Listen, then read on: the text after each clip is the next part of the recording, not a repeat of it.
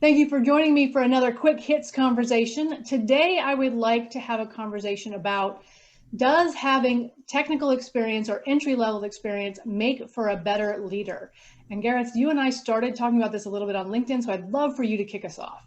Okay, so my experience of working with managers and leaders suggests that there's this kind of pattern of behavior where you find somebody gets good in a technical role, right? They join an organization, they get good at doing a thing, and then typically that person might start to gravitate towards a managerial role. Maybe they are successful, they secure a management role, and then this strange thing happens where they don't really become a manager of people, at least not fully. They sort of occupy this weird super doer role where they become like a second level technical expert who maybe other technical experts in the team approach to say, does this sound right to you? I think we could resolve this query this way. And they kind of go, yeah, that sounds good, go and do that. Or actually, no, I think we should do this. But they're not really focusing on people management so much, and they're not really focusing on leadership so much. And there's this awkward kind of letting go phase that seems to not happen very often. And they stay stuck in this kind of super doer role, and they're not really being effective for their people. That's my take on it. Okay. That's really interesting in light of the thought I gave to this question. Didn't really touch on on exactly the same points, but it kind of came at it from a sort of size matters thing, where a big corporation doesn't need a technically adroit or learned person at the top, because you find this in the big corps, the airlines and the pharmas and whatever. People will go from industry to industry with no knowledge prior to that, other than managing a business. But if you work your way down the scale in terms of size, you end up with the grown-up owner-operated business, where the owner has become the CEO or the MD, and really is still invested in the business too much to really lead. So in a sense, I'm saying the same thing as you, Gareth. The super doer is the person who's come up from the shop floor and hasn't made that shift from managing or from a doer to being a strategic thinker in any way, far less a people leader. Yeah, absolutely agree. And it's sort of top down versus bottom up in terms of how do you approach this. And there's some pros and cons for both of them. I once shared a plane ride with a Harvard MBA business student. And I asked what she was learning in business school. And she says, management is about getting other people to do things that you don't know how to do yourself. And I thought that was a really good point. On the other hand, having some of these skills, I think, enables you to become a little bit more compassionate, a little bit more realistic, and a little bit more in touch with the people that you're managing, provided that you don't get stuck in the details.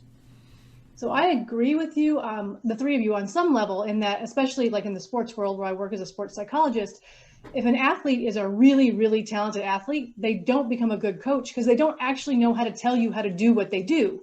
They just do it. And I think that's what you're speaking to, Gareth, is that people who are very good technically don't become good at leading people. But conversely, I disagree in that I don't think we need pie in the sky leaders who've never worked a technical or line job in their life and have no idea what it's like to work there. That's the risk. Yeah. Yeah, I think ideal scenario is it's almost like it's both and. And for me, it's almost like this issue of maybe sequencing or timing, if I can describe it that way. So, if I come into an organization and my role is to be strategic and provide leadership and manage people, the sequencing, at least in my own mind, is that I then start to accumulate some of the technical knowledge that allows me to have credibility with the people that I lead, assuming I didn't have it before. So I think some definitely is required. Otherwise, how can you credibly direct and lead people in an area that they know to a much greater depth than you? I think that's less of a challenge than the situation that I outlined at the start, the person who does know it and then needs to let go of some of that stuff. That I think is harder for people to do. Do you? So you think it's harder to layer on the leadership knowledge than it is to layer under, for lack of a better way of describing it, the technical knowledge?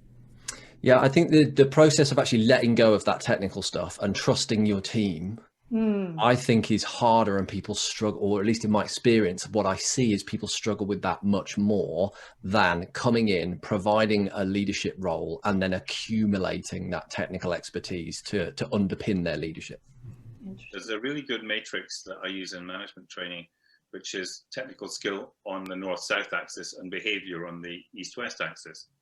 And the challenge is when you have people who are highly technically skilled but have poor behavior, they know all the answers, but they give them to people grudgingly or with a sneer. And it's a lot harder to teach them to behave well than it is for somebody whose behavior is great to learn the technical skills. So what you're saying, I think, Gareth, reflects that, in that if you replace the word behavior with leadership, then somebody who is a great leader can learn some of the technical stuff, but somebody who's great technically may have a bigger challenge learning to be a leader. So what does that say for people working their way up the ladder? For someone like, say, for example, like me, I started at the bottom of when I was in corporate, literally no education, no anything. Was I doomed to stay there? And is it easier to go up the ladder within your organization? Or is it easier to go to a different organization where people don't think of you as a technical person and are more willing to let you have a chance at leadership? I think that's it, Jim. I think that is it entirely. Within a bigger organization, you know, we've all seen it in our work. We've all seen the Peter Principle at work, where you have people promoted to the point of incompetence because they've been there a long time. They get another raise, they get another promotion to a job they can't do. And that's an airlock for information, for skill driving, for leadership, for management. And so going sideways kind of bypasses that, going into a different organization or a different part of the same organization where there isn't that expectation, as you say, that allows you, I think, the freedom to make that shift in mindset to the strategic. And I think if that's not possible, to try and answer your question that you asked a moment ago, Robyn, I think what you can do is know that this awkward letting go phase is going to hit you when you step into a people management, people leadership role. Like, sure as eggs is eggs, it's going to happen. And it's going to be really uncomfortable for you to let go of being the technical expert. And the fastest route, in my experience, to getting through that kind of turbulence is like get a coach and work with them and understand, like, what is it? How do you need to show up now that you're in this management and leadership role, and how is it different to what you were doing before? Yeah, the whole idea that what got you here won't get you there, and how to make that change. I do think that having worked, you know, in the bottom rungs of business really helps me in what I do now, because I have a different viewpoint. And I can't imagine doing what I do now without having worked in that. So to Jim's point, you know, get your feet dirty, get your mud on your boots in a different industry, and then use that knowledge perhaps. It is, I think it's telling that somebody who has made that shift from doing to leading can, in emergencies, step back into doing. But somebody who has gone in as a leader without any technical ability is going to find it a lot harder to fill the gap, should there be one. My experience is they get on conference calls and just yell about things, and you just want to say, shut up, we're trying to fix something here. Yeah, well, that's a leadership trait, getting on conference calls and shouting a lot. That's good.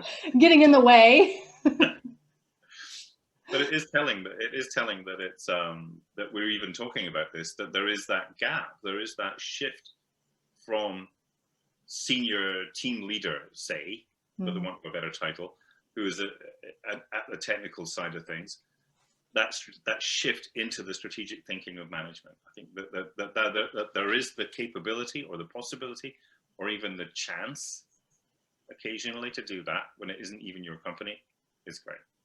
Yeah, and to Gareth's point, hiring a coach, someone from the outside who can help you look at it, help you make those changes, help you understand delegation, because people who switch from technical to leadership do not delegate well, they never do.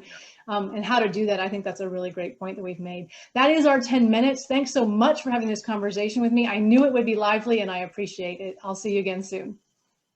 Thanks. Bye-bye.